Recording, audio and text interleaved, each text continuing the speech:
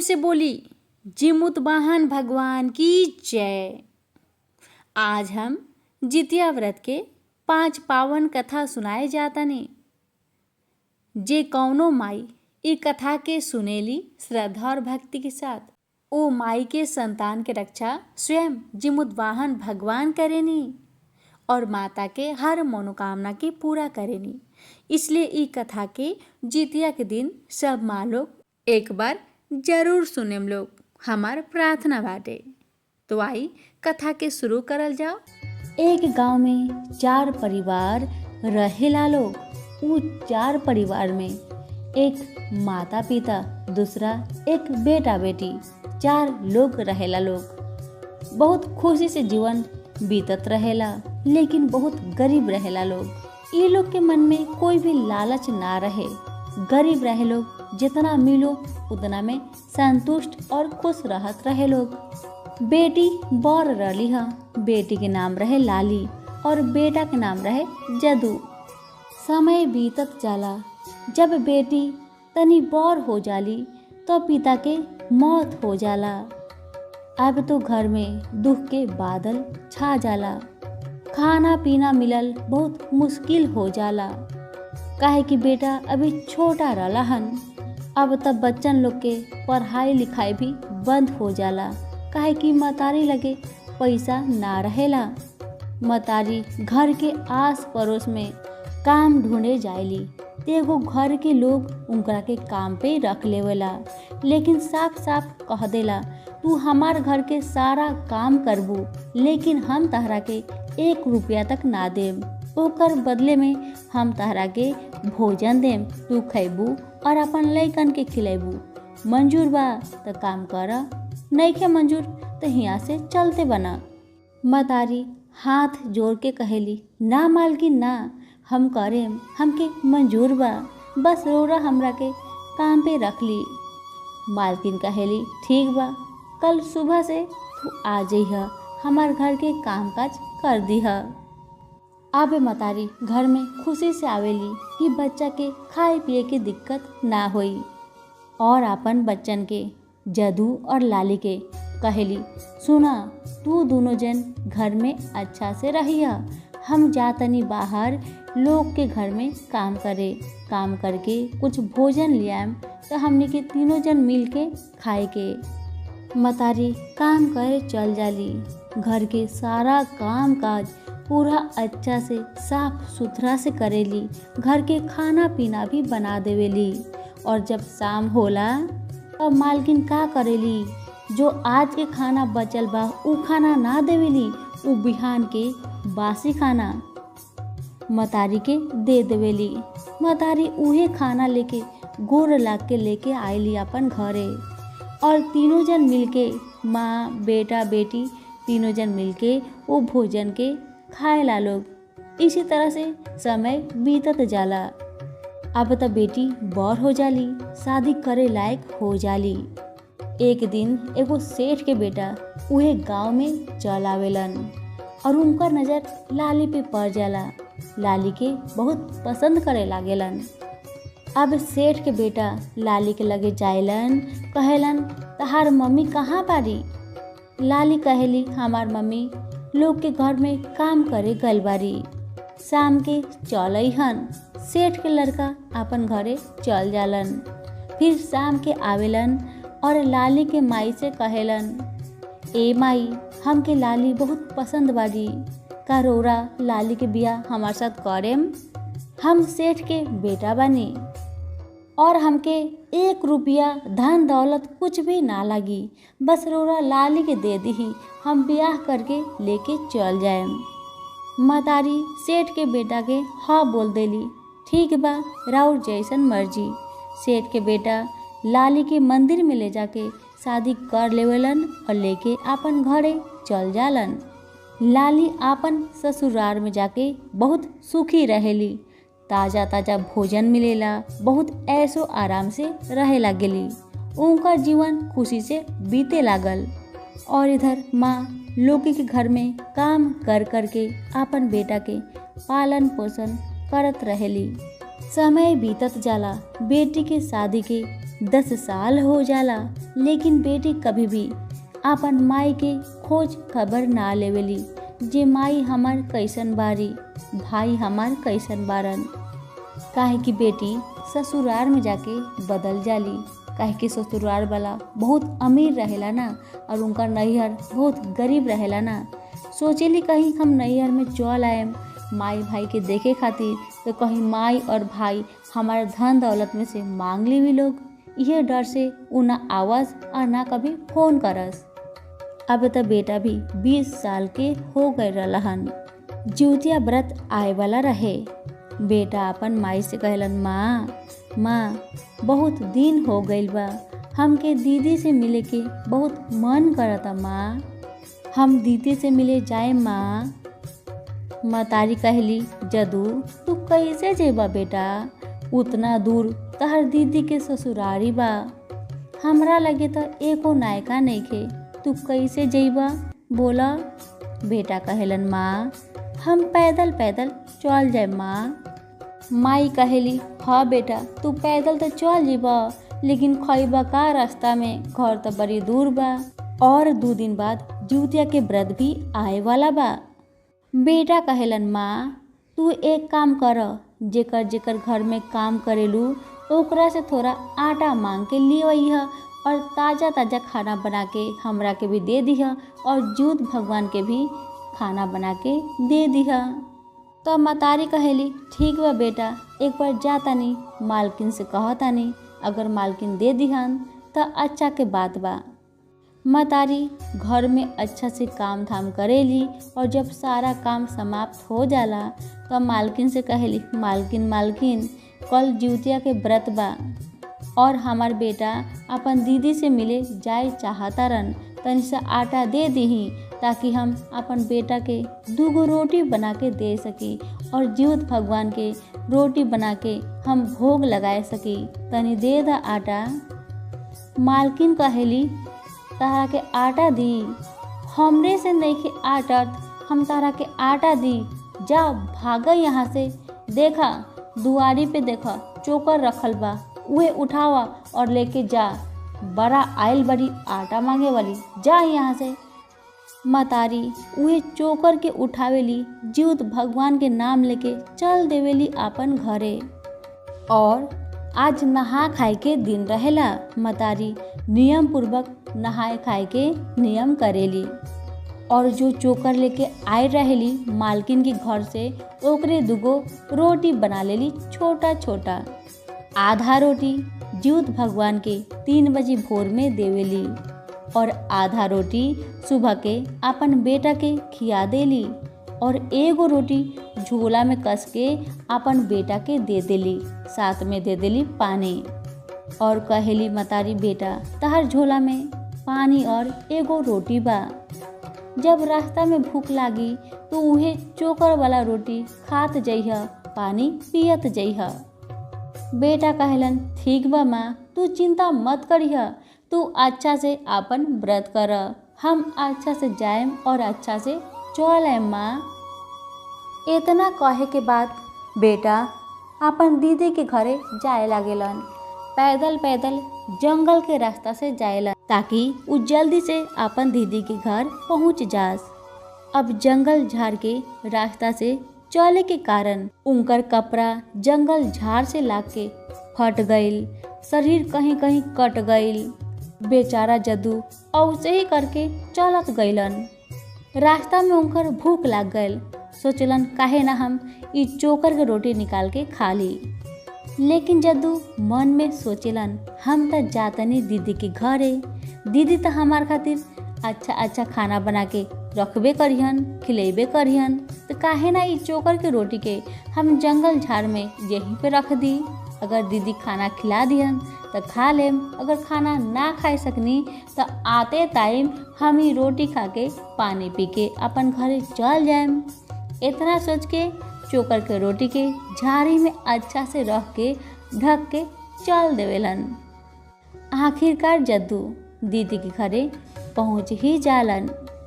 जब जद्दू दीदी के घरे पहुँचलन, दीदी छत पे बैठल रहेली।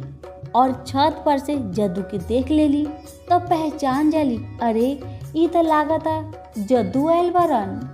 अब तो दीदी बहुत घबरा जाली, डर जाली, कहीं जद्दू हमार घर में आके हमार पतिदेव से धन दौलत मांग मत लो। काहे कि हमार पति तो सीधा साधा बारन, मांगे से उ तो ढेर सारा धन दौलत दे दिहन, आ ना होखो तो हमार माई के और भाई के ये घर में बसा लिहन। यही कारण बहिन ऊपर से दौड़ल दौड़ल नीचे आवेली और जद्दू के देखेली और कहेली, ए जदुआ ते काहे अइली सरे? तोर मालूम नहीं खे कि तोर जीजा जी अगर तोरा के ई फाटल कपड़ा में देख लिहन तो तोरा के जान से मार दिहन, भाग जो यहाँ से। जद्दू के हालत बहुत खराब रहे, कुछ खैले ना रहन, वही कारण उनका शरीर पूरा कमजोर हो गए रहे। जद्दू कहलन, दीदी थोड़ा सा हमरा के आराम दे दा, हम बहुत थक गल बानी। तब दीदी कहली, ठीक बा, जा उ कोना में जा, उ कोना में चुपचाप लुका के खाला रही है, घर के भीतरी गलती से भी मत अइह, नाले तहार जीजा जी तहरा के काट दे हेम। जद्दू बेचारा भूखे भूखे घर के एक कोना में बहरी लुकाइल बारन डर से। अब दीदी जानत बारी भाई हमार भूखल बारन तो का करेली, बहुत प्रकार के खाना बनाएली। बनाते बनाते रात हो जाला, 8 बज जाला और खाना बना के खुद पेट भर के खा लेली, अपन दुल्हा के भी खिला देली। ई ना कहेली जे हमार भाई आयल बारन। जो खाना बनाएली भात के मार रहेला, मार ले जाके राती खानी 9 बजे जदुआ के बगल में रख देवेली और जदुआ से कहेली, मरल माछी बीन के मार बिहान पिए जदुआ, मरल माछी बीन के मार बिहान पिए जदुआ। एकर मतलब ई बा, बहिन कहेली अपन भाई से, जदुआ ई मार के अंदर जितना मक्खी बा ना ओकरा के फेंक दी है और भोर में पी के यहाँ से चल जई है। बेचारा भाई के आँख से आंसू गिरे लागेला अपन दीदी के बात सुन के, जे इतना प्रकार के खाना बनेले बारी हमार दीदी खुद खा लेली और हमरा के ई मरल माछी गिरल मार देता री पिए के। इतने मन में सोच के भाई पूरा रोवेलन। अब रात के 3 बज जाला, भाई तो भूख से छटपटा तरन वहीं पे खड़ा होके। अब तो लाली के पति रात के 3 बजे जाग जालन, उनकर मैदान लागल रहेला। अब लाली के पति जालन मैदान करे तो लाली देख लेली, अरे ये तो जाता नहीं मैदान करे, कहीं जदुआ के देख लेम तो घर में कहीं रख ली तो। डर से दीदी जल्दी जाइली और अपन भाई जदुआ से कहली, ए जदुआ जल्दी भाग जो, तो जीजा जी उठ गइल बारन, मैदान जातरन, जल्दी भाग जो, नाले तोरा के अभी काट के मार दिहन, भाग जदुआ भाग। अब जदुआ बेचारा जल्दी से भाग जालन डर के मारे, सोचलन हमार दीदी तो बाड़ी, झूठ तो नाहिए कहत होई हन। बेचारा गिरते पड़ते चल जालन जंगल में और जैसे ही जंगल में पहुँचेलन चोकर वाला रोटी खोजे लागेलन और उधर माई त जीवतिया के व्रत भूखल रही है, वो भी जीवत भगवान से बेटा के सलामती खातिर प्रार्थना करत रही है। उधर जदुआ जंगल में ढूंढ ढूंढ के उनकर चोकर वाला रोटी मिल जाला, लेकिन रोटियां तो पूरा चमकत रहेला। तो जदू उ रोटिया को उठा के अपन झोला में धो देलन और बगल में देखलन एगो गाछ में 2 गो बड़ सेव फल रहेला। तो जदुआ जाके उ सेव तोड़ के खा लेलन, खा के तनी आराम करके अपन घर चल देवेलन। आखिरकार अपन घरे पहुँच ही जालन। तो माई आयली, कहली बेटा आ गईला अपन दीदी के घर से। बेटा कहलन, हाँ माँ, दीदी के घर से हम आ गए नी। दीदी बहुत सूखे बारी, बहुत अच्छा से बारी, हमार बहुत सेवा जतन कैली है, हमरा के पेट भर के खाना खिलैली है और पूछत रही है माई कैसन बारी। हम कहनिया माई ठीक बारी और हम भी ठीक बानी। और माई तू जो हमरा के चोकर वाला रोटी देलू है ना, तू जाने लू हम जब जंगल के रास्ता से गईनी हाँ तो चोकर के रोटी के जंगल में ही रख देनी हाँ, काहे कि हम तो जानत रहनी हाँ हमार दीदी खाना तो बनैले होई हन और हम जाएम त हमरा के भर पेट खाना खिलई हन। इहे कारण से वो रोटी के हम जंगल में रख के दीदी के घरे चल गईनी हाँ। और जब हम दीदी के घर से लौट के आवत रहनी उहे रास्ते से तो सोचनी हाँ चोकर के रोटिया के ले ली। और जैसे ही चोकर के रोटिया के हम उठाए गईनी हाँ देखा तनी पूरा चम चम चम चम चमकता। तो हम उठा के झोला में रख लेनी हाँ और ऐजे आगल बनी हम ताहर लगे। देखा ना माई हये ह देखा ना इतना चमकता काहे माई। माई देख के तो पहचान जाली, अरे ये तो सोना ह। माई तो समझ जाली ये सब तो जीवत बंधन महाराज के कृपा है, उनकरे आशीर्वाद है। आज हम उनकर व्रत कैले बानी, यही से भगवान प्रसन्न होके हमार गरीबी के दूर करा तारन। उ जाना तारन हम कितना दुख में बानी। जय हो जीत बंधन महाराज, जय हो। अब तो मतारी अपन बेटा के समझावेली, बेटा देखा हम जीवतिया के व्रत कैले बानी ना, यही से जीत बंधन महाराज बहुत प्रसन्न बानी, इसीलिए इस सोना देले बानी ताकि हमने के गरीबी दूर हो सको। तब बेटा भी समझ जालन कि जंगल के रास्ता में सेव की गाछ तो ना रहे गईनी हता, आए के टाइम में कैसे सेव मिल गला हमके। तू समझ गई हन ई हमर माँ के पूजा के फल रहे।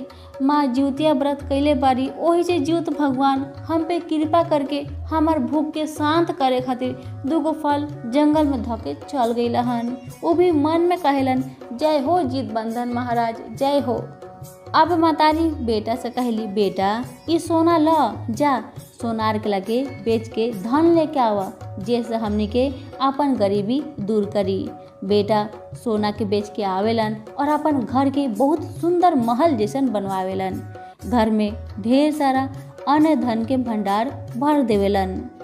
अब मातारी बेटा से कहली, बेटा घर द्वार तो बन गई, अन्न धन भी भर गई, अब हमनी के घर के पूजा करवाए के।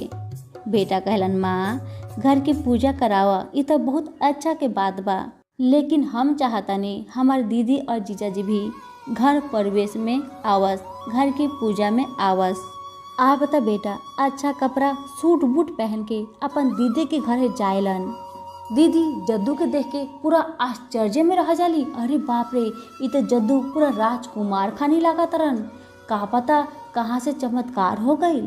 लेकिन जद्दू से कुछ ना कहेली। जद्दू घर में जायलन अपन दीदी के जीजाजी के कहेलन, दीदी जीजाजी हमने के घर बनल बा, घर प्रवेश करे जाते निसन, पूजा करे जाते निसन, इसलिए रोरा लोग भी अभी हमारे साथ चली। अब दीदी जीजाजी तैयार होके साथे साथे चल जाला लोग। अब तो दीदी जैसे ही अपन नैहर पहुँचेली अपन घर देख के पूरा आश्चर्य हो जाली। घर तो घर ना रहे, ये तो पूरा महल रहे, इतना सुंदर चमचम चमचम करत रहे महल। और घर के अंदर तो इतना अनाज भरल रहे जे जीवन भर आदमी खा लो तब भी समाप्त ना होई। अब तो घर के पूजा बहुत ही धूमधाम से करल जाला, दुनिया लोग के बुलावल जाला, दुनिया भर में प्रसाद बांटल जाला। भाई बाजार से जाके अच्छा अच्छा कपड़ा अपन दीदी जीजा खातिर किन के लेके आवेलन और बहन के दे देलन। तो बहन कहेली, ए भाई हमने तो सुबह में चल जाएम, तू हमरा के एगो पायल बनवा के दे दा। तो भाई सोनार के लगे रात के ही जायलन और कहेलन, सोनार भाई एगो पायल बना दा और बिहान सुबह तक हमरा के दे दीहा। और पायल छम छम छम ना करे के चाही, ओ में एगो आवाज भर दीहा, जितना पैसा लगी हम तारा के देहेम। तू ई आवाज भरिह कि मरल माछी बीन के मार बिहान पिए जदुआ, मरल माछी बीन के मार बिहान पिए जदुआ, ये आवाज भर दीहा। सोनार पायल बना देलन, उहे आवाज भर देलन और सुबह में जद्दू के दे देवेलन। जद्दू अपन बहन के दे देवेलन और बहन पायल पहन लेली और सुबह अपन पति के साथ ससुराल जाए चल देवेली। और उसे ही जैसे चलेली तो पायल बोलेला, मरल माछी बीन के मार बिहान पिए जदुआ। पति सुनेलन, अरे ई कैसन पायल ह जी ऐसे बोलता। पति अपन पत्नी से पूछलन, लाली तहर पायल ऐसे काहे बोलता, तहर भाई के नाम धरता और कहता मरल माछी बीन के मार बिहान पिए जदुआ, ऐसे काहे कहता, हमरा के बतावा। तो लाली कहली, ना जी ऐसा कोई बातें नहीं खे, चली ना हमने के लेट होता। अब तो पति के मन मानत नहीं खे, वो तो बहुत अच्छा इंसान रहा हन, उनकर मन मानत नहीं खे। उनकर लागत रहे जब ये जदू देले बारन हमर साला अपन दीदी के देले बारन जरूर कुछ न कुछ बात बा। अब त लाली के पति चल जलन अपन साला के लगे और पूछिलन, हे साले साहेब राउर पायल देवल ऐसन काहे बोलाता? मरल माछी बीन के मार बिहान पी है जदुआ। हमरा के बता दी, हमके बहुत दुख पहुंचता। ई आवाज सुन के बता दी, हम हाथ जोड़तानी। जदू बेचारा बहुत अच्छा इंसान रहलन। उ त अपन मतारी के भी ना बतैले रहलन कि दीदी उनका के कितना दुख देले रहली। एगो खाना तक खाए के ना देली हा। मरल माछी वाला मार पिए के देले रहली। बेचारा अभी तक अपन मतारी के ना बतैले रहलन। इन आज अपन जीजा के हाथ जोड़ल देख के बता देवेलन। कहलन, जीजा जी, ए जीजा जी, हम राउर घरे गए रहनी हा। हमार लगे 1 रुपया ना रहे, ना हमार माई के लगे। तो हम जंगल झाड़ से गईनी हा फाटल कपड़ा पहन के। ई देख के दीदी हमरा के कहे लाग गईली हा, जदुआ तू जल्दी भाग, नाले तोर जीजा जी तोरा के जान से मार दिहन। तो हमरा और घर में रात भर एक कोना में लुका के रहनी हा। और दीदी बहुत सारा खाना भी बनैले रहली हा, लेकिन हमरा के खाना ना देली हा। हमरा के खाली मार दे दिली हा पिए खातिर। वो भी वो मार जे में ढेर सारा मक्खी गिर के मरल रहे। और हमरा से कहले रहली ह, जदुआ मरल माछी बीन के मार बिहान पिए जदुआ। इतना कह के उ चल कर रहली ह, कुछ खाए के ना देली ह। अब उधर से जब हम लौट के आईनी ह, जंगल में हम चोकर वाला रोटी रखले रहनी ह। वह रोटी सोना में बदल गई ह, ज्योत भगवान के कृपा से। काहे कि माई ज्योतिया के व्रत कैले रहली ह। आज उहे सोना के चोकर से हमने के घर महल बनल बा। और दीदी हमरा से पायल मंगली ह, तो उहे पायल बनवा देनी ह और उहे आवाजवा भर देनी ह, ताकि दीदी के एहसास हो को अपन गलती के। अब त लाली के पति पूरा गुस्सा हो जालन। बाप रे, कितना बदनाम कैले बाड़ी ई लाली हमरा के। हम त साला हमेशा अपन साला के देखे के चाहत रहनी, लेकिन ई कभी मिले ना दिली साला से और ना हमार सास से। इनकर मन में पाप बा। आज हम तारा के छोड़ देता नहीं। जे अपन माई के इतना दुख देलक, जे अपन भाई के इतना दुख देलक, वो हमरा के का सुख दी। आज से हम ताहार से रिश्ता तोड़तानी। जा तू यहाँ से जा। भाई अपन जीजा जी के पैर पकड़ लेलन, हे जीजा जी हमार दीदी के माफ कर दी। हमार दीदी के जितना दिमाग बा, जितना बुद्धि बा, ओकरे अनुसार दीदी कैली ह। उनकरा के माफ कर दी, हे जीजा जी उनकरा के माफ कर दी। जीजा जी अपन साले के बोलेलन, ए साले जी हम राउर चलते राउर दीदी के माफ कर देता नहीं। रोआ धन बानी, हे साले साहेब रोआ धन बानी। राउर मतारी भी धन बारी जो राउर ऐसन बेटा के जन्म देले बारी। और धन बानी ई ज्योत भगवान। जय हो ज्योत भगवान की। इतना कहे के बाद लाली के पति और लाली ससुराल चल जाला लोग। उ लोग अब सुधर जाला लोग। और मतारी तो बहुत मन ही मन में खुश रहेली कि इतना अच्छा बेटा बारन हमार, जे अपन दीदी की शिकायत ना कैलन। कितना अच्छा बारन। ज्योत भगवान ऐसने बेटा सबके दी ही। जय हो ज्योत बंधन महाराज की जय हो।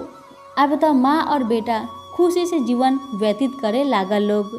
समय के साथ मतारी अपन बेटा के भी शादी करवा देली। और 9 महीना बाद उनकर घर में एगो छोटा पुत्र के जन्म होला। अब त मतारी अपन बहू से भी ज्योतिया व्रत कहे के बोलेली। और दोनों जन मिलके पिछले साल ज्योतिया व्रत पूरा धूमधाम से करेला लोग। अच्छा भोजन बना के ज्योत महाराज के देला लोग। और नियम पूर्वक ज्योतिया भगवान की कथा सुनेला लोग और दुनिया लोग के भी सुनावेला लोग। यही खातिर उनकर घर में हमेशा अन्न धन के भंडार भरल रहो। बेटा हमेशा स्वस्थ रहे लग गईलन ज्योत भगवान की कृपा से। जे भी लोग ज्योतिया के व्रत करेला उनकर बेटा सही सलामत रहेलन, शक्तिशाली रहेलन, निरोग रहेलन। इसीलिए सब माई के जेकर जेकर पुत्र बा ज्योतिया व्रत जरूर करे के चाही। और जेकर पुत्र नहीं के वो भी ज्योतिया भगवान के व्रत कर सकेला। का पता कब ज्योत भगवान की कृपा हो जाओ और उनकर भी बेटा हो जाओ। तो सभी प्रेम से बोली ज्योत भगवान की जय हो।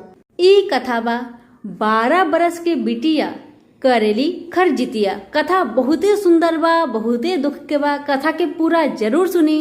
और जितना लोग भी जितिया के व्रत करता लोग सभी के लगे शेयर जरूर करी। शेयर करे के बाद जीउत भगवान की जय हो जरूर बोली। तो आई सुने के हई कथा। एक गांव में एक ब्राह्मण और ब्राह्मणी रहत रही है। वो ब्राह्मण और ब्राह्मणी के 5 गो बेटी रहे लोग। ब्राह्मण भिक्षा मांग के अपन परिवार के पालन पोषण करत रहन। ब्राह्मण जब भी भिक्षा मंगिहन उनकर 1.25 सेर अनाज से बेसी अनाज ना मिली और सारा अनाज लेके ब्राह्मण अपन घरे जइहन। तब 5 बेटी मिलके खा ली लोग और आधा आधा रोटी अपन माई बाबूजी के धरा दी लोग। हर दिन ऐसने होत रहे। जब भी ब्राह्मण के 1.25 सेर अनाज मिलू भिक्षा में तो सारा भोजन के 5 बेटी खा लेत रही और आधा आधा रोटी अपन माई बाबूजी के धरा देत रही। 1.25 सेर अनाज में ना माई बाबूजी के पेट भरो ना बेटी सन के पेट भरो। बेटी तो बड़ हो गल रहे लोग। इहे देख के ब्राह्मण एक दिन भिक्षा मांग के ले आयलन। त अपन पत्नी से कहेलन, सुना तारू 1.25 सेर अनाज मिलल बा ना, आधा अनाज 5 बेटी के बना के खिला दा और आधा अनाज में से हम और तू एगो रोटी खा के सूत जाए के। लेकिन जब ब्राह्मण अपन पत्नी के ई बात कहत रहलन त 5 बेटी में से एक बेटी सुन लेवेली और 4 बहिन के अपन जाके कह देली, सुना तारू हो बाबूजी ना आज जो भिक्षा में अनाज लेके अइहन, आधा अनाज हमने के खिला के सुता दिहन और आधा अनाज से दोनों जन पेट भर के खाना खाई। अब ई सुन के 5 बेटी चलाकी करेला लोग। मतारी का करेली, जब ब्राह्मण अनाज लेके आवेलन 1.25 सेर, आधा में से 5 बेटी के बना के खिला देली और आधा रख देवेली। अब तक बेटी लोग जानता जे माई बाबूजी आधा अनाज में से पूरा पेट भर के खाई लोग, हमने के आधे पेटे खिया के सुताई लोग। यही कारण 5 बेटी मिलके कोई पानी के बाल्टी लेके सुतता, तो कोई चलनी लेके सुतता, तो कोई बेलन लेके सुतता, तो कोई चकला लेके सुतता, तो कोई आटा साने वाला बर्तन लेके सुतता। 5 बेटी एगो सामान लेके सो जाली। अब जब रात भइल बा त ब्राह्मण कहेलन, सुना तारू 5 बेटी त सुत गईली, अब चला जो अनाज बचल बा ओकर खाना बनावा ताकि हमने के एगो रोटी खा के सूत जाई। अब माई गईली आटा साने वाला बर्तन खोज तारी, कटरा कहाँ बा नहीं के मिलत।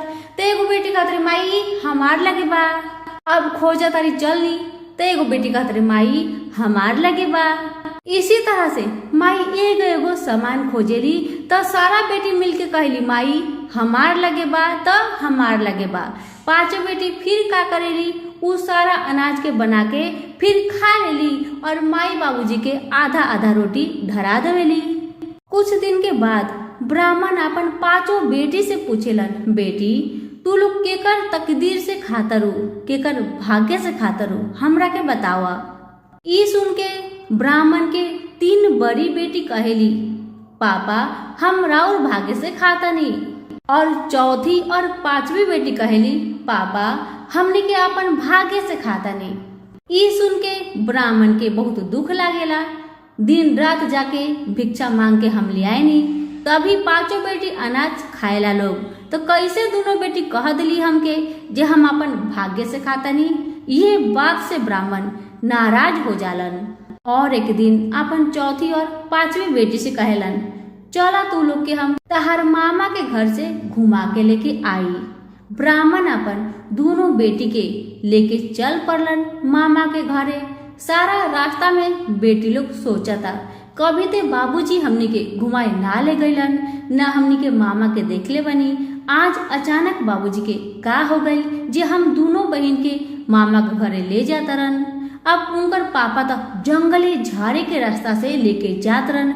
मामा के घर तो मिलत नहीं के। सुबह से शाम हो गई और शाम से रात हो गई। जब रात हो गई तो जंगल में एगो बहुत बड़ा आम के गाछी रहेला। वे गाछी के नीचे दोनों बेटी के बैठा देवेलन और कहेलन, बेटी तू यहीं पे बैठा, हम तनी जाके देख के आवतनी कि मामा के घर कितना दूरे बा। अब तो पिता बेटी के जंगल में बैठा के झूठ बोल के अपन घरे चल आवेलन। अब बेटी लोग रात भइल बा पूरा डरता लोग, और जो गाछी के नीचे दोनों बेटी बैठल रहेला लोग उहे गाछी पर दूगो हनुमान जी बैठल रहेनी। अब गाछी पर से दोनों हनुमान जी दोनों लड़की के देख के उतरे लागेला लोग। असल में वो हनुमान जी ना रहेलन, उ त दूगो राजकुमार रहेला लोग। एक जमाना के बात बा, जो उ जंगल रहे ना जेमे उ दोनों बेटी बैठल रही है लोग, उ जंगल ना रहे, उ त राजमहल रहे, पूरा जंगल में महल रहे। लेकिन एक दिन जब एगो साधु उहे रास्ता से जात रहलन तो दोनों राजकुमार साधु के देख के कहे लगलन कि देखा देखा ई साधु बाबा कम हनुमान ज्यादा लागत तारन।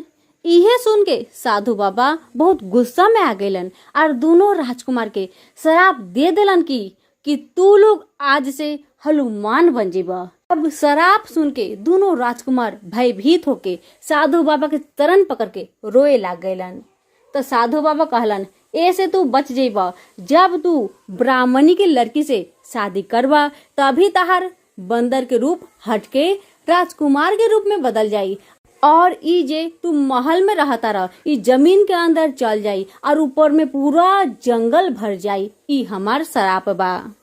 और जो वो दोनों ब्राह्मण की बेटी जंगल में रहली है, वो 12 बरस की उम्र से ही खर जितिया करत रहली है। कहल जाला ना 12 बरस की बिटिया करेली खरजितिया। ई व्रत के बिहार में लड़की लोग 12 बरस के उम्र से ही करेला लोग। बहुत जगह में खरजितिया के बहुत सारा लड़की 12 बरस के उम्र से ही करेली, यही खातिर एकरा के कहल जाला 12 बरस की बिटिया करेली खरजितिया। अब तो दोनों लड़की हनुमान जी के देख के बहुत डर जाली। अब तो सोचेली ई हनुमान जी लोग हमने के मार दी लोग। हनुमान जी लोग दोनों लड़की से कहेला लोग तू लोग के हरू? तू लोग कहेला हम ब्राह्मण की बेटी बनी, हमार पापा मामा के घर के पता लगा के अहन तो हमनी के लेके चल जइहन। लेकिन आधा रात बीत गई, उनकर पापा मामा के लेके ना अइलन। ये देख के हनुमान जी लोग दोनों लड़की से कहेला लोग अगर तू लोग इधर बहरी रह जेबू तो जानवर लोग मार के खा जाई। वहाँ पे एगो गुफा देखा तारू, चला उहे गुफा के अंदर चला तो तू लोग बच जेबू। छोटकी बहिन कहा तरी ना दीदी ना, गुफा के अंदर ले जाए के ये दोनों बंदर हमने के मार दिहन लोग, मत जा दीदी। तब उनकर दीदी कहेली सुना बहिन, बाहर रहबू तबो मौते बा, भीतर जेबू तबे मौते बा। चला ये दोनों बंदर के बात मान के हमने के भीतर चल जाए के। पहले दोनों बंदर वो बिल के अंदर घुसेला लोग, ओकर बाद में दोनों बहिन वो बिल के अंदर घुसेला लोग तो देखेला लोग बाप रे अंदर तो पूरा भारी महल बा, हीरा मोती जगमगाता। ई देख के दोनों बहिन हैरान हो गए लोग। अब हनुमान कहेलन सुना हमनी के बंदर नहीं की, हमनी के राजकुमार बनी, एगो साधु के अपमान कैले रहनी हा, इसीलिए हमनी के श्राप मिलल बा, जेकर खातिर हमनी के हनुमान बन गइल बानी। और वो साधु ई भी कहले रहलन अगर हमनी के ब्राह्मण के बेटी से शादी करेम तभी हमनी के बंदर के देह छूट जाई, राजकुमार के देह वापस आ जाई। इतना बता के दोनों हनुमान दोनों ब्राह्मण की बेटी से विवाह कर लेवेलन। जैसे ही मांग में सिंदूर भरेलन वैसे ही उ लोग के बंदर के देह हट के राजकुमार के देह वापस आ जाला। दोनों राजकुमारी बहुत खुश हो जाली। कहल जाला जेकर भाग्य में जितना लिखा रहेला उतना जरूर मिलेला।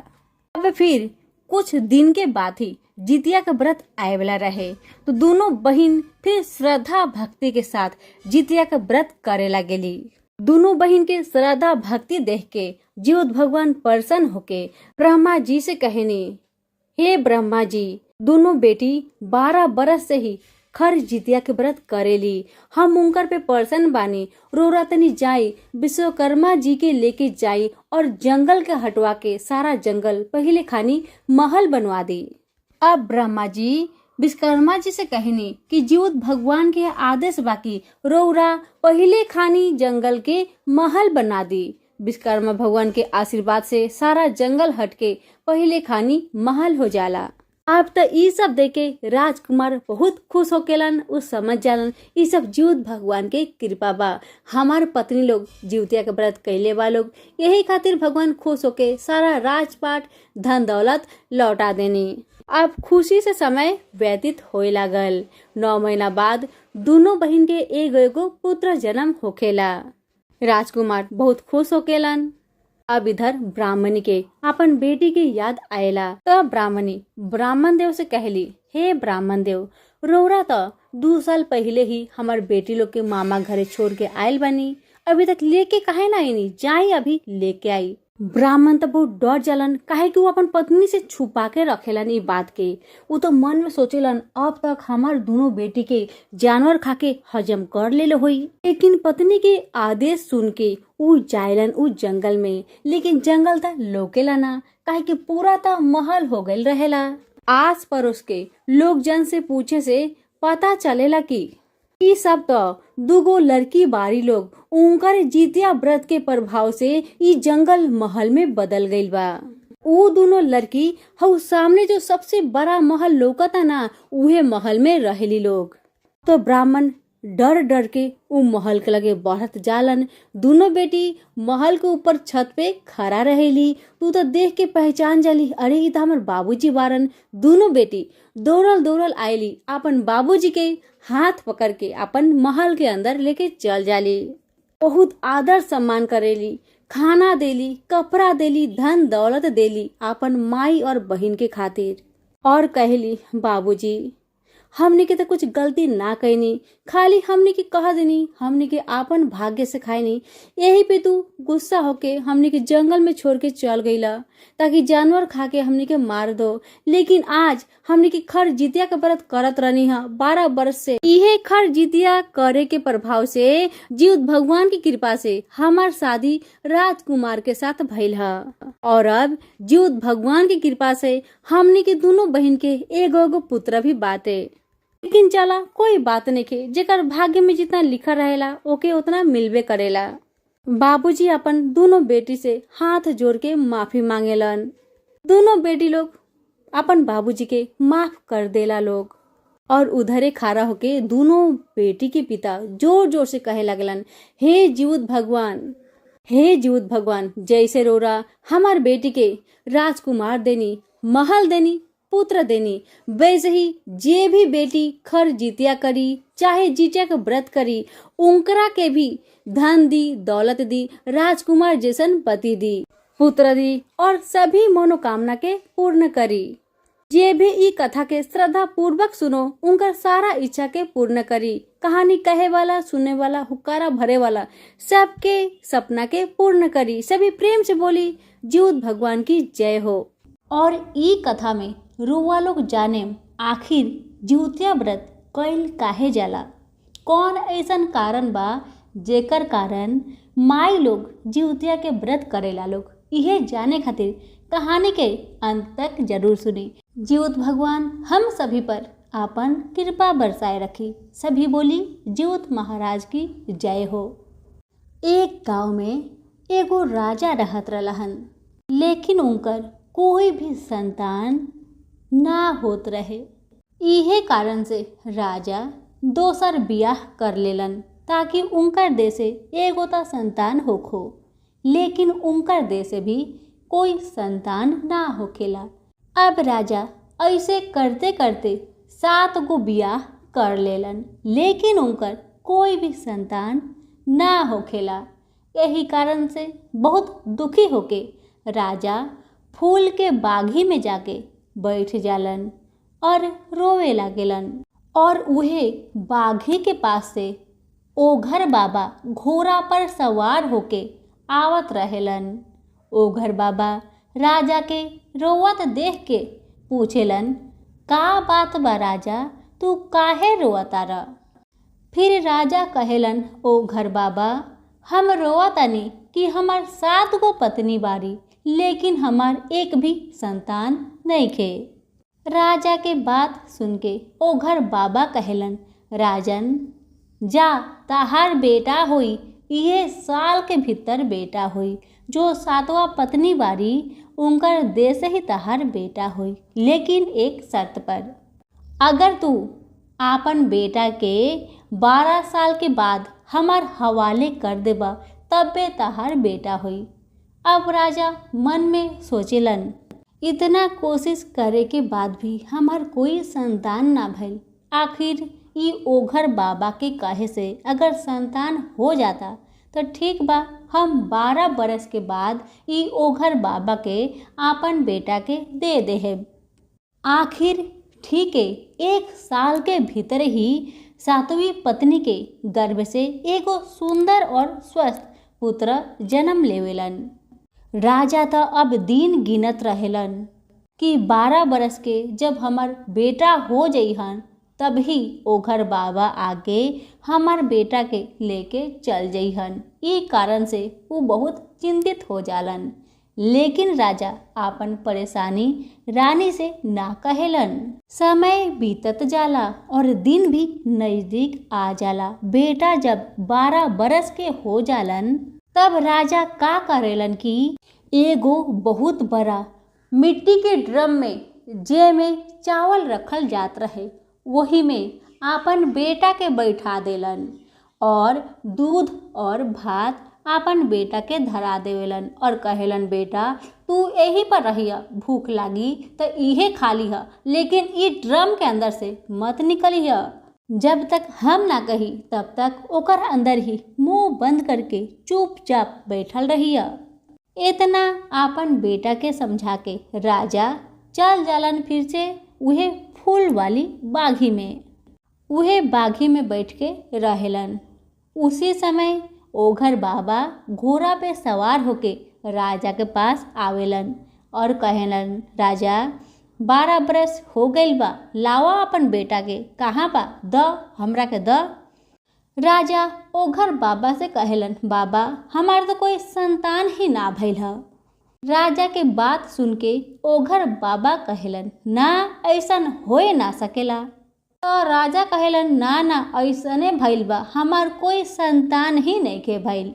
अब ओघर बाबा फिर से वापस जाए लागेलन। उसी समय एगो बहुत बड़ा चिउटी मुंह में भात दबा के उहे ओघर बाबा के पास से जात रहेली।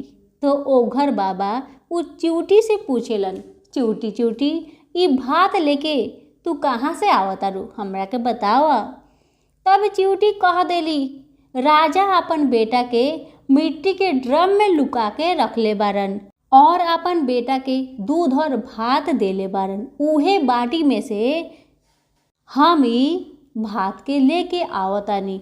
अब तो ओघर बाबा घोड़ा पे सवार होके राजा के महल में आके मिट्टी के ड्रम के जोर से लात मारेलन। ड्रम टूट जाला और राजा के बेटा के घोड़ा पर बैठा के लेके चल देवेलन। जब ओघर बाबा आधा जंगल में पहुँचेलन तो ओघर बाबा के मैदान लाग जाला। अब ओघर बाबा मैदान करे चल जालन, लेकिन मैदान करे के बाद ओघर बाबा के पानी ना मिलेला। पानी की खोज करते करते ओघर बाबा के लेट हो जाला। बच्चा घोड़ा के पास ही खड़ा रहेलन। उहे समय में जीवित भगवान एगो साधु बाबा के रूप धारण करके वो बच्चा के पास आवेलन और कहेलन, बेटा हमार लगे आवा, हम तहरा के इस ओघर बाबा से बचे के उपाय बतावतानी। बच्चा साधु बाबा के गोर में गिर के रोवे लागेलन। तब जीवित भगवान साधु बाबा के रूप में ही बच्चा के कहेनी, सुना बेटा, ई ओघर बाबा तहरा के आपन घर में ले जइहन और आपन आंगन के खूब लीप पोत करिहन और वहाँ पर एगो हंडी रखिहन, उमें सिंदूर से टिकल होई और बगल में एगो बड़का तलवार होई, उ भी सिंदूर से टिकल होई। ओघर बाबा जब इतना काम कर लिहन तब तहरा के कहियन, बेटा तू अब गोर लागा ई हंडी के। तू जैसे ही हंडी के गोर लगबा वैसे ही ओघर बाबा वो तलवार लेके तहार गर्दने काट दिहन। इसलिए जब ओघर बाबा तहरा के कहियन जे हंडी के गोर लागा तो तू कह दिहा, बाबा हमके गोर लागे ना आवेला। और जैसे ही ओघर बाबा हंडी के गोर लगी हन तो तू उ तलवार उठा के उ ओघर बाबा के गर्दन काट दिह। और काटे के बाद में सारा खून लेके उनकर घर में जितना भी रूम रही सब में छीट दिह। काहे कि ओघर बाबा कम से कम हजारों गो बच्चन के लड़कन के गर्दन काट काट के वहीं पे रोपले बारन, दफनैले बारन। अगर तू उनकर खून सारा रूम में छीट देबा तो सारा बच्चा जीवित हो जइहन। इतना समझा के जीवित भगवान जल्दी से घोड़ा के पास उ लइकन के भेज देलन। अब लइका घोड़ा के पास चुपचाप खड़ा रहेलन और साधु बाबा के बात के ध्यान में रखले रहेलन।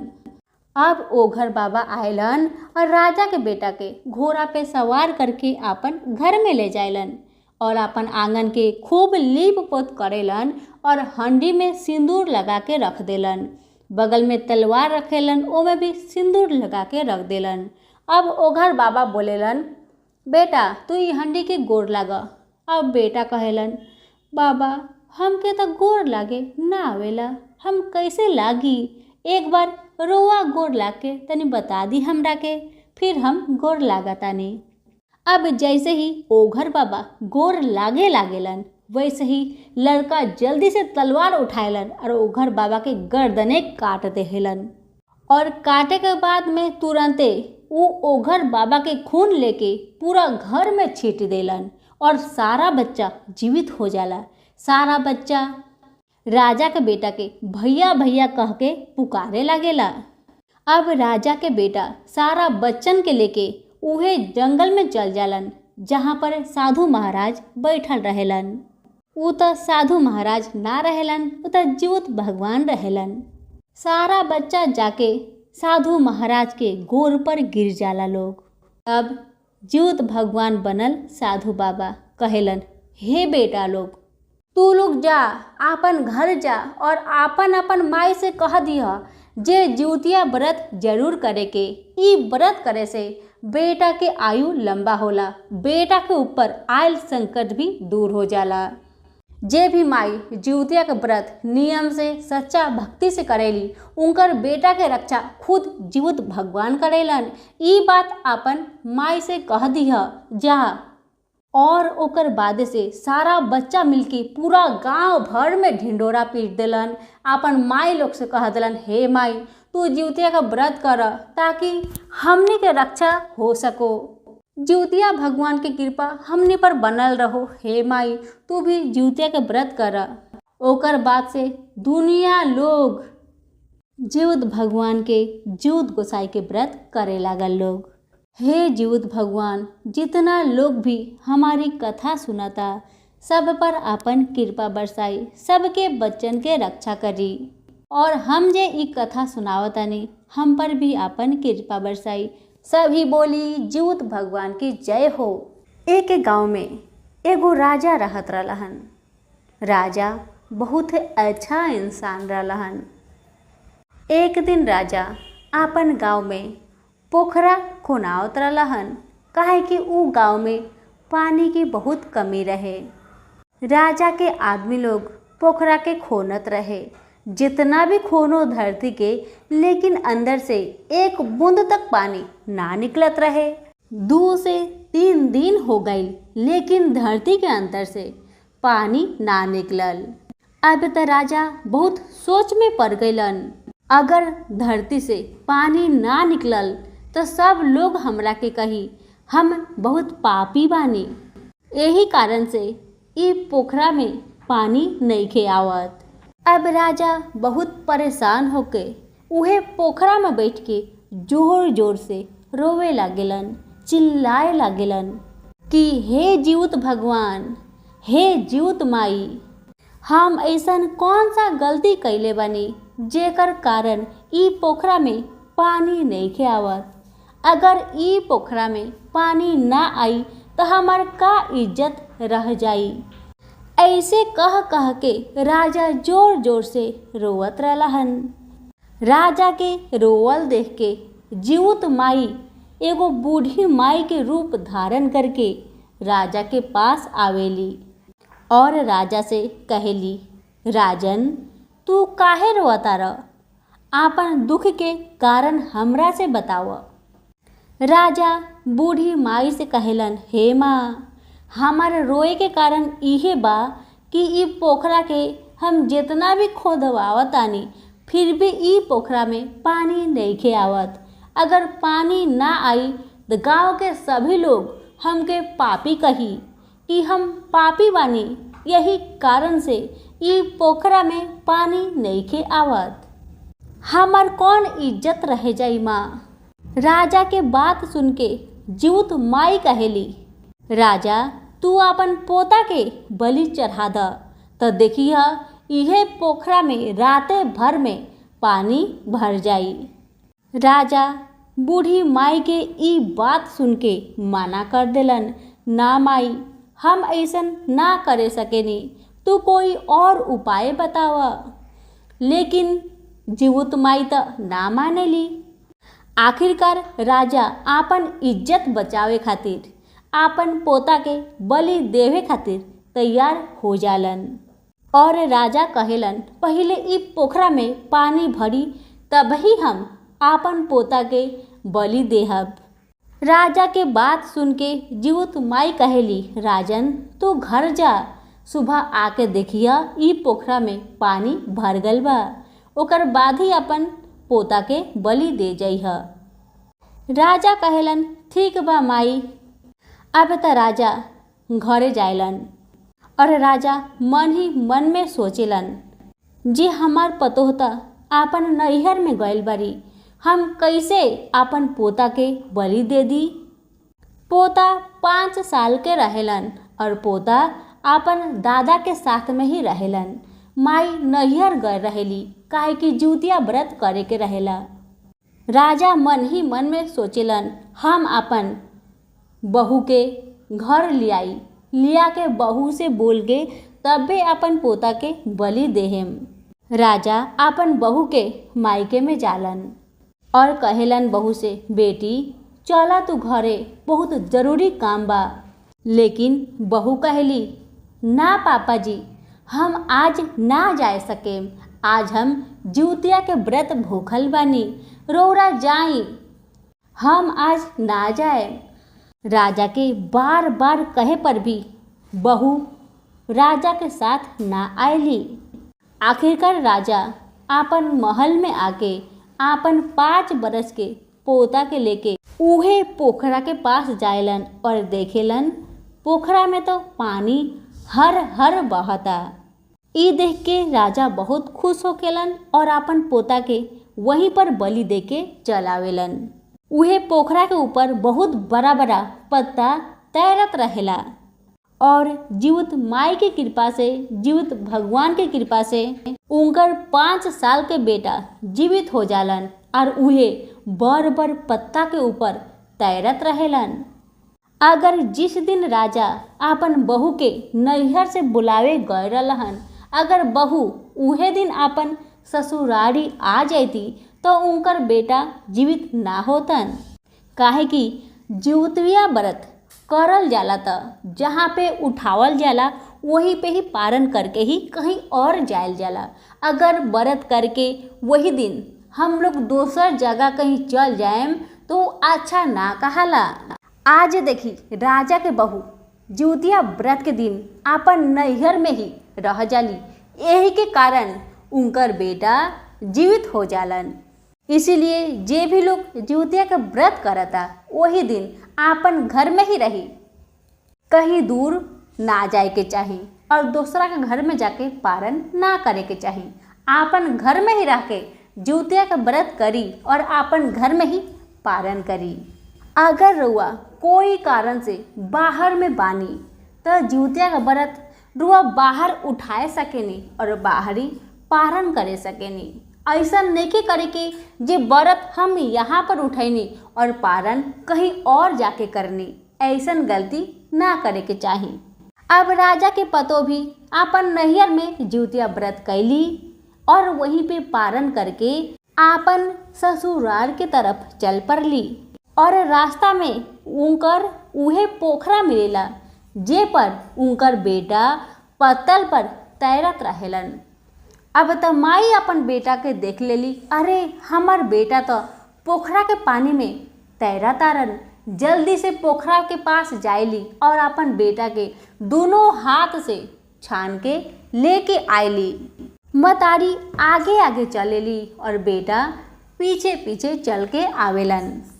अब त मतारी महल में पहुंच गईली। राजा साहेब वहाँ चेयर में बैठल रहने।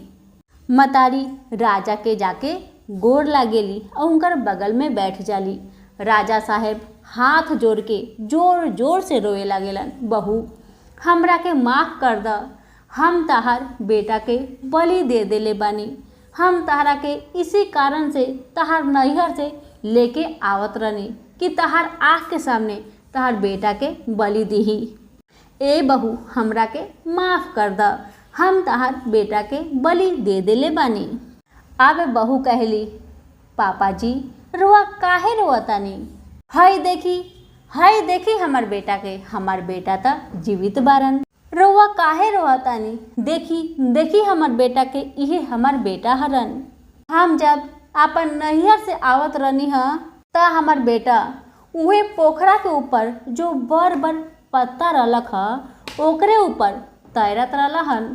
तो हम जाके दोनों हाथ से छान के लेके अइनी हाँ। रुआ जब हमरा के नैहर से लियावे गए रहनी हाँ, हम काहे ना आइनी हाँ? काहे कि हम जिउतिया व्रत कैले रहनी हाँ और जिउतिया व्रत बेटा के लंबा आयु खातिर रखल जाला। जिउतिया व्रत करे से बेटा लोग के अमर होके रहेलन। जीवित भगवान जीवित माई उनकर रक्षा करेलन। अब त राजा मन ही मन में सोचेलन, बाप रे ई जीवित माई के जीवित भगवान के कितना महान व्रत बा, जे मरल बच्चा जीवित हो गईल। अब त राजा हाथ जोड़ के वहीं से प्रार्थना करेलन, हे जीवित माई, हे जीवित भगवान, जैसे रोरा हमार पोता के रक्षा करनी वैसे सभी के बेटा के, सभी के पोता के और सभी के रक्षा करी। प्रेम से बोली जीवित भगवान के जय हो। ई कथा के लाइक और शेयर जरूर करी। जीवित भगवान रोआ लोग के सारा मनोकामना के जरूर पूर्ण करी। जीवित भगवान की जय हो। एक गांव में एगो ब्राह्मण और ब्राह्मणी रहत रही है। ब्राह्मण और ब्राह्मणी के कोई भी संतान ना रहे। ब्राह्मण हर रोज लोग से दक्षिणा मांग मांग के अपन संसार चलावत रहलन। ब्राह्मणी बहुत पूजा पाठ करत रही है, गरीब लोग के बहुते दान देत रही है, फिर भी उनकर सोना गोद कभी भी ना भरल। एक दिन ब्राह्मण ब्राह्मणी से कहेलन कि सुना तारू, चले के हमने के काशी में जाए के, वहाँ पे यज्ञ कराए के, पूजा पाठ कराए के, का पता काशी महाराज तहरा के कोई संतान दे दे। ब्राह्मण के बात सुन के ब्राह्मणी कहली, हाँ हमके लागता शायद रुआ ठीक कहतानी, हमने की चले के काशी चले के चाहे। अब तो ब्राह्मणी सारा तैयारी कर लेली काशी जाए खातिर, और जैसे ही काशी जाए खातिर ब्राह्मण और ब्राह्मणी निकले ला लोग, कुछ दूर आगे बढ़ते ही उ लोग के एगो पोखरा दिखेला और उ पोखरा में देखे ला लोग कि ढेर सारा औरत लोग पोखरा में नहात रहे लोग, और नहा नहा के सारा औरत लोग झिंगुनी के पाता में तेल और खौरी देता लोग। अब तो ब्राह्मणी ई सब देख के ब्राह्मण से पूछेली, देखा तनी पता ना ई सारा औरत लोग कौन पूजा करता लोग। अब तो पंडिताइन कहेली, चली ता पूछे के हमने के जी लोग कौन भगवान के पूजा करता लोग। अब तो ब्राह्मणी जाके औरत लोग से कहतारी, ए बहिन तू लोग ई कौन पूजा करतारू आज, जे झिंगुनी के पाता में तेल और खड़ी देतारू लोग।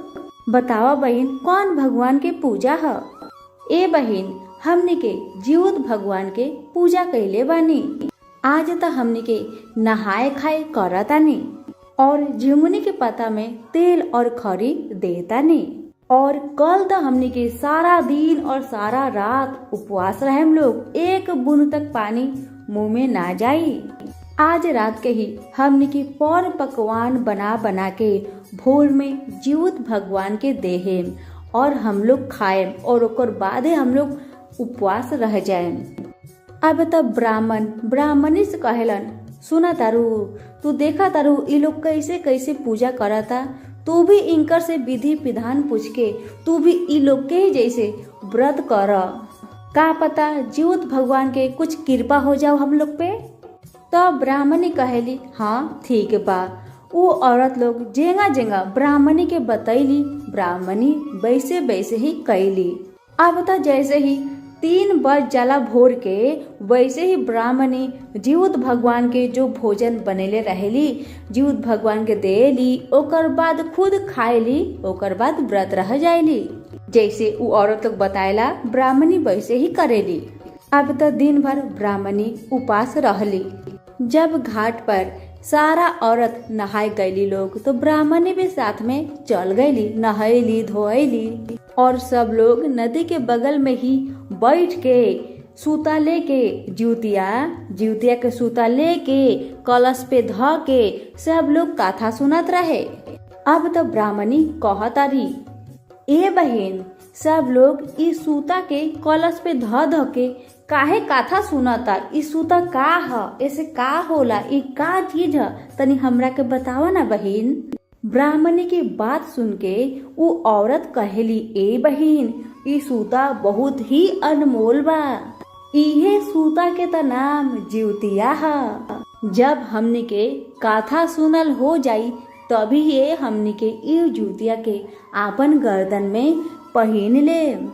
बहिन हो, ई जूतिया बहुत ही अनमोल बा, ई जूतिया में बहुत शक्ति बा। बहिन तू ना जानेलू, हमनी के जो बाल बच्चन होला, बाल बच्चन पे जब कोई संकट आएला, आफत आएला, विपत आएला, तभी इहे जूतिया उ लोग के रक्षा करेला। तभी सारा दुनिया के लोग एक ही बात कहेला, जा ताहर माई आज खर जूतिया कैले बाड़ी। इहे कारण से आज तू इतना बड़ा विपद से लौट के जीवित आयल बारा। सुनलू बहिन, यही खातिर अपन बाल बच्चा के रक्षा खातिर हमनी के जिउतिया व्रत करेनी और ये जिउतिया के कथा सुने के बाद अपन गर्दन में पहन लेनी। तू जाने लो बहिन, ये जिउतिया जे बा हमनी के प्राण से जुड़ल बा। कैसे पता के नहीं के पता, आवा हम बतावता नहीं। सुना बहिन, जैसे बच्चा के जब जन्म हो जाला तो हम लोग के छाती में दूध आ जाला, जेके कहल जाला गंगा और जमुना। और हमनी के जे बच्चा के दूध पिलाईनी, वो दूध गंगा और जमुना है। और उहे दूध जब बच्चा माँ के छाती से पिएला तो माँ के ममता बच्चा से जुड़ जाला और बच्चा के ममता माँ से जुड़ जाला। अब जैसे ही कथा सुनल समाप्त होला तो सारा औरत लोग आपन आपन जिउतिया लेके आपन गर्दन में पहन लेला लोग। और जैसे ही बिहान होला वैसे ही ब्राह्मणी पूजा पाठ कर लेली और पारण करेली। पारण करला के बाद जब रात हो जाला तो ब्राह्मणी सो जाली और वही रात के जीवित भगवान उनकर पेट में जीव डाल देनी। अब जैसे ही दिन बीतत जाला और ब्राह्मणी के 3 से 4 महीना हो जाला था, उनकर पेट में बच्चा घूमे लागेला, हाथ लात चलावे लागेला। अब तो ब्राह्मणी ब्राह्मण से कहेली, सुना तनी, हमके ऐसे लागता कि हमार पेट में कुछ घूरता, हाथ लात चलावता। अब तो ब्राह्मणी की बात सुन के बहुत खुश हो गईलन। ब्राह्मण के तो खुशी के ठिकाना ना रहे। अब तो ब्राह्मणी से बोलेलन कि देखा हो, तू जिउतिया व्रत कैली हुआ और जिउतिया भगवान तहार गर्भ में जीव डाल देलन, तहार सोना गोद के भर देलन। अब तब ब्राह्मण और ब्राह्मणी बहुत खुश होके लोग मन ही मन में जीवित भगवान के कोटि कोटि प्रणाम करेला लोग। अब तो समय बीतत जाला। समय बीतते बीतते जब 9 महीना पूरा हो जाला तो ब्राह्मणी एगो सुंदर पुत्र के जन्म देली। अब तो ब्राह्मण और ब्राह्मणी मिलके अपन बेटा के पालन पोषण बहुत अच्छा से करेला लोग और बेटा जो भी मंगियन कैसे भी करके माई बाप ओके पूरा करत रहलन। अब तो बच्चा पढ़े लिखे लाग गईलन। ऐसे करते करते समय बीतत गल और बच्चा बड़ा हो गईलन और उ बच्चा के नाम रहे चंदन। अब एक दिन ब्राह्मणी ब्राह्मण से कहेली, सुना तानी, हमनी के बेटा चंदन बड़ा हो गईल बारन, एगो अच्छा लड़की देख के उनकर बियाह कर दे के चाही, हमनी के भी तो उम्र होते जाता। तब ब्राह्मण कहेलन, हाँ तू ठीक कहा तारू, चंदन के बियाह कर दे के चाही। अब तो चंदन के माई बाप अच्छा लड़की देख के चंदन के पूरा धूमधाम से शादी बियाह कर देला लोग। चंदन के शादी भइला, जैसे ही महीना दिन बीत जाला वैसे ही ब्राह्मण के मृत्यु हो जाला। अब तो खाली बच गईली ब्राह्मणी, यानी कि मतारी बच गईली। मतारी के भी तो उम्र हो गई रहे। यही दिन बीतते बीतते एक दिन मतारी भी बिस्तर में पड़ गईली, उनकर भी तबीयत खराब हो गई। अब एक दिन मतारी अपन बेटा चंदन से कहेली, बेटा एक गिलास पानी तनी दाना, हमके जोर से प्यास लागल बा। तब बेटा कहेलन, माई तू खुद जाके पानी लेके पी ले, हम ना दे सके। तब मतारी कहेली बेटा से, बेटा हमार तबीयत बहुत खराब बा, हम बिस्तर से उठे नहीं के सकतनी बेटा, इसीलिए हम तहार से पानी मांगतनी, तनी दे दो एक गिलास पानी। इतना माँ के कहे पर भी बेटा एक गिलास तक पानी अपन मतारी के ना देवेलन। माई जैसे तैसे करके एक गिलास पानी लेके पी लेली। अब तमाई बहुत बूढ़ी हो गई रही है। माई के मन बच्चा खानी हो गई रहे। माई अपन बेटा से कहस, बेटा आज तनी हई बनावा ना, आज तनी हऊ बनावा ना, हमके ना बहुत चटपटा खाए के मन करता, तनी बनवा दा ना बेटा। लेकिन बेटा चंदन कभी भी अपन माई के पसंद के भोजन ना बनवेलन। माई तरसते रह गईली एगो अन्न खातिर, कभी बेटा बनवा के ना देहलन अपन माई के।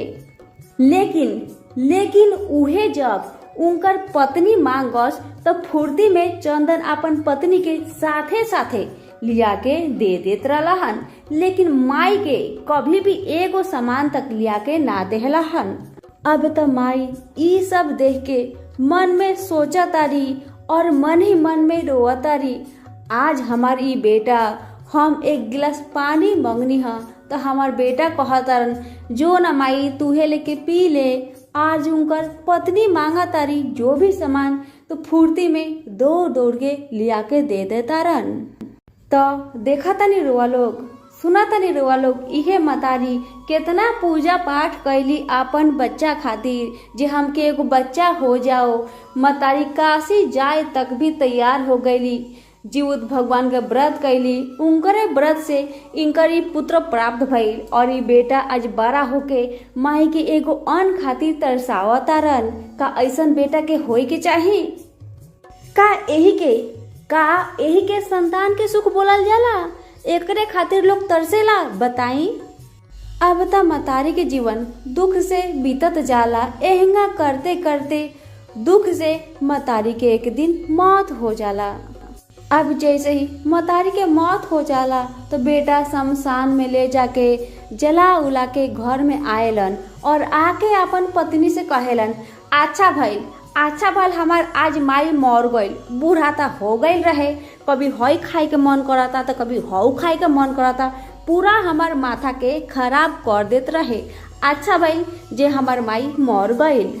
अब त पत्नी अपन पति के सारा बात के पूरा ध्यान से सुना तारी और जब एक दो दिन बीत जाला तो चंदन अपन पत्नी से कहा तारन, सुना तारू आज ना बढ़िया बढ़िया खाना बनाओ, हमके बहुते बढ़िया बढ़िया खाना खाए के मन करता, हमनी के दोनों आदमी मिल के बढ़िया बढ़िया खाना खाए के।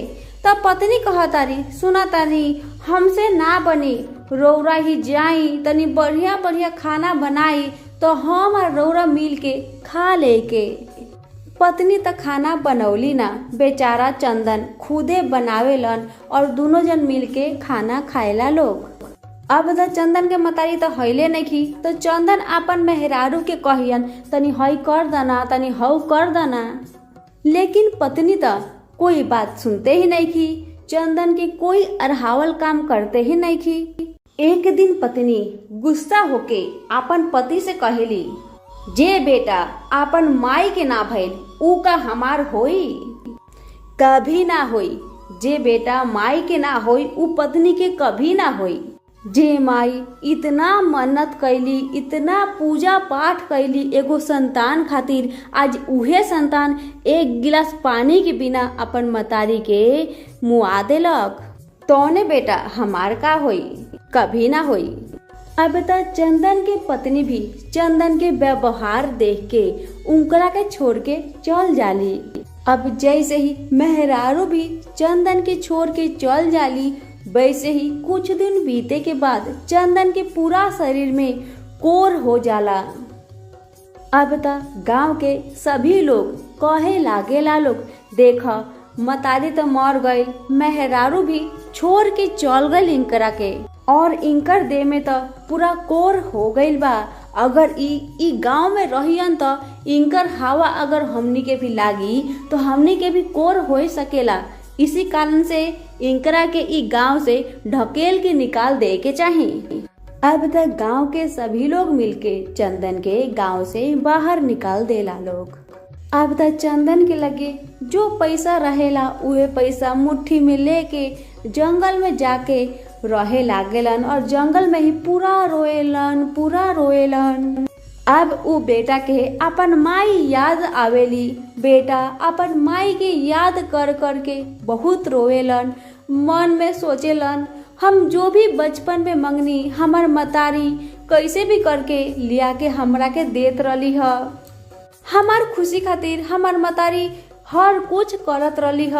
आज हमर मतारी दुख से मर गईली और हमार पत्नी भी हमरा के छोड़ के चल गईली, और आज हमार शरीर में जब कोर हो गईल बा तो गांव के लोग भी हमके निकाल देलक। गांव के लोग के जंगल झाड़ में जब भी चंदन पर नजर पड़ जाओ तो सारा लोग चंदन के गड़ियाओ, अच्छा भइल जेंगा तू अपन मतारी के दुख देले हा तेहिंगा तोर साथ आज भइल बा, अच्छा भइल जैसन तोर कर्म बा औसन तो के फल मिलता।